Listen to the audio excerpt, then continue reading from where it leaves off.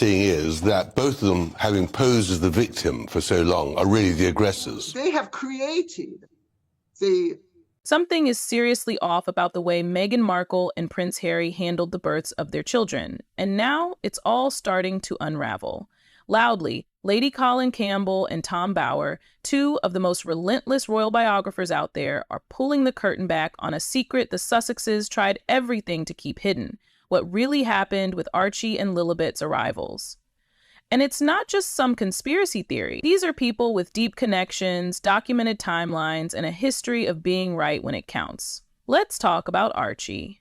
From the moment Meghan announced her pregnancy, there was a strange aura of control. Unlike every other royal birth before them, there were no cheerful photos outside the hospital, no doctors giving updates, no traceable security presence. The public got nothing.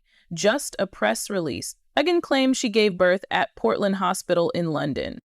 But Lady C points out there were no staff sightings, no confirmed movements, nothing on the record to suggest that even happened. Think about that. This is a royal birth we're talking about, the kind that usually has an entire media rollout timed down to the minute. Now, here's where it gets even weirder. There are whispers, loud ones, that Archie might not have even been born in the UK. According to insiders connected to Lady C, there are too many holes in the story. No hospital confirmation, no transport details, and not a single credible eyewitness. If that's true, and Archie was born elsewhere, that isn't just a PR blunder. It could raise questions about his legal status within the royal family. And with Harry and Meghan already on the outskirts of royal duties, the stakes couldn't be higher. But the drama doesn't stop with Archie. Lilibet's birth, supposedly a fresh start in California, is now under the same microscope. Tom Bower claims there are inconsistencies in her birth certificate, tiny details that don't match up with what Harry and Meghan told the public. Why does the document leave out crucial information? Why the need for such secrecy? And most importantly, why lie about receiving the Queen's blessing to use her private nickname, Lilibet, for the child? And when Lilibet knew it was a child not legal, why did they pick a lawyer to use her private nickname? That last part stings. According to palace sources backing up Lady C, there was never an actual conversation about naming the baby Lilibet. The Sussexes didn't ask, they informed. And when you think about it, that move feels more like a trap than a tribute. Say nothing and the Queen looks cold. Object publicly and she looks cruel. Either way, Meghan wins the narrative. Behind the scenes, it's clear the couple has been micromanaging every aspect of their children's public image. Photos of Archie and Lilibet were released on their terms, weeks or months after the births. No official palace photographers, no doctors doing interviews, nothing real. It was all filtered, sanitized, and served up like a movie trailer. Every angle, every smile, perfectly controlled. And the strategy might have worked, until Lady C and Bower started digging. Because once they did, the illusion began to fall apart. They weren't just pointing out inconsistencies, they were connecting dots. Like the fact that Meghan edited Archie's birth certificate weeks after it was filed, quietly removing her real name, Rachel, Meghan. Why? Lady C says it was image control, an attempt to erase the common part of her past and present herself solely as royalty. Hollywood royalty at that. The palace wasn't just confused by this, they were blindsided. A public statement was even released denying any involvement in the edit. That kind of move is rare, and it shows how deep the rift really is. This wasn't just a private couple trying to protect their kids. It was a calculated rebranding campaign, and it's now starting to collapse under its own weight. What really sent things into overdrive wasn't just the secrecy, it was the growing suspicion that Meghan and Harry were actively avoiding royal medical staff during both pregnancies. For every other royal birth, there's a protocol. Doctors are vetted, appointments are recorded, and palace officials are always kept in the loop. But this time, it was all done behind closed doors. According to multiple palace aides, Meghan brought in private doctors unknown to the royal family, reportedly keeping everyone else in the dark until the very last minute. One insider even admitted, "We had no clue what was happening or where she was." That's not royal independence. That's full-blown evasion.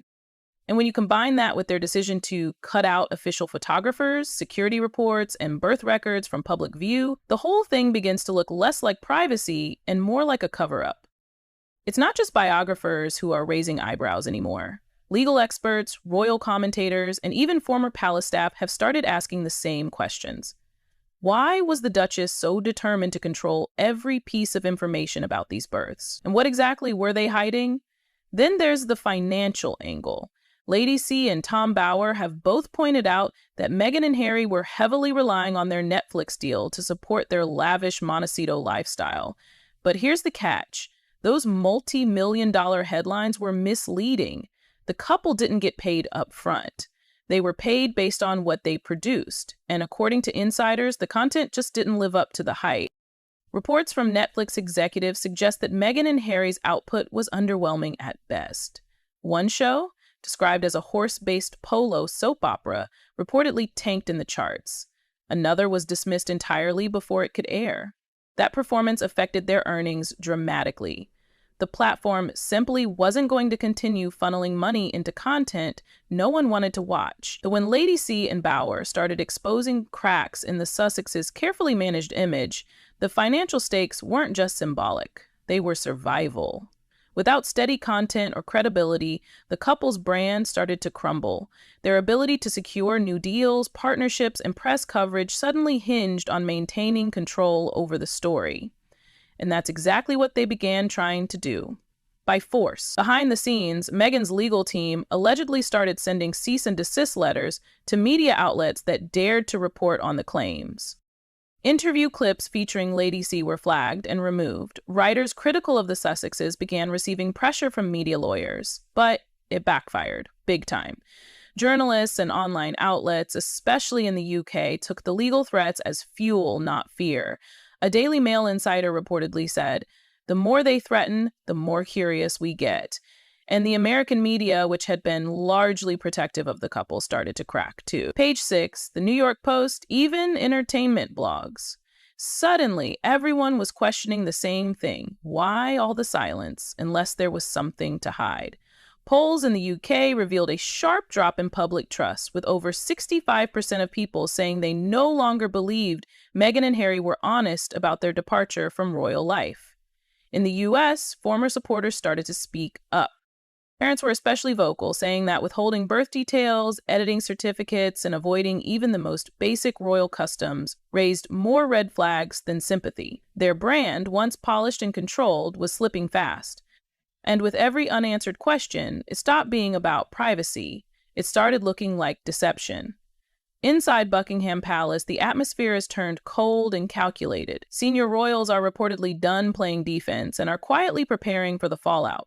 According to sources close to Tom Bower, Prince William has taken the lead behind closed doors. He's angry, not just about the family being dragged through public chaos, but about what he sees as a deliberate attempt to damage the monarchy's integrity. It's personal now. What lit the fuse was Meghan and Harry's decision to use the Queen's childhood nickname, Lilibet, for their daughter. To outsiders, it seemed like a sweet gesture. But inside the palace, it triggered quiet outrage. The name wasn't approved in advance. It wasn't even discussed, according to royal insiders. They presented it to the public in a way that made it impossible for the Queen to object without looking heartless. That move, more than anything, was seen as manipulative, a way to trap the monarchy into either silence or PR defeat. One former palace staffer reportedly said, "They told Her Majesty they were doing it, but they didn't ask." That's not tribute, that's leverage.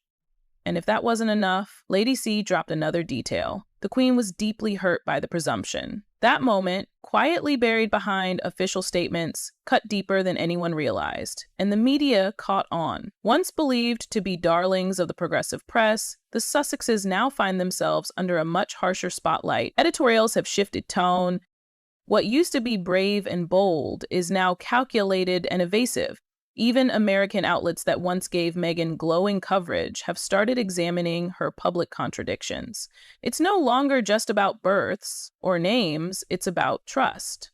About whether the Sussexes manipulated their royal past to build a Hollywood future. And the numbers are starting to reflect the shift. Social media sentiment tracking shows declining engagement on Harry and Meghan content. Public interest hasn't vanished, but the mood has changed. The fairy tale vibe is gone. To try and claw back control, the Sussex camp reportedly doubled down on reputation management. Crisis PR firms were hired, legal teams expanded. But sources say even those close to them are beginning to worry that the damage is becoming unmanageable. With Lady C and Tom Bower promising more revelations, it's like trying to hold back a flood with duct tape. And Meghan's past decisions are now under renewed scrutiny. The change made to Archie's birth certificate, removing her real name and leaving only her royal title, was never explained publicly. Palace aides called it dictated by the Sussexes. Tom Bower calls it image engineering, a way to erase the Markle part of her identity and project a purely royal persona.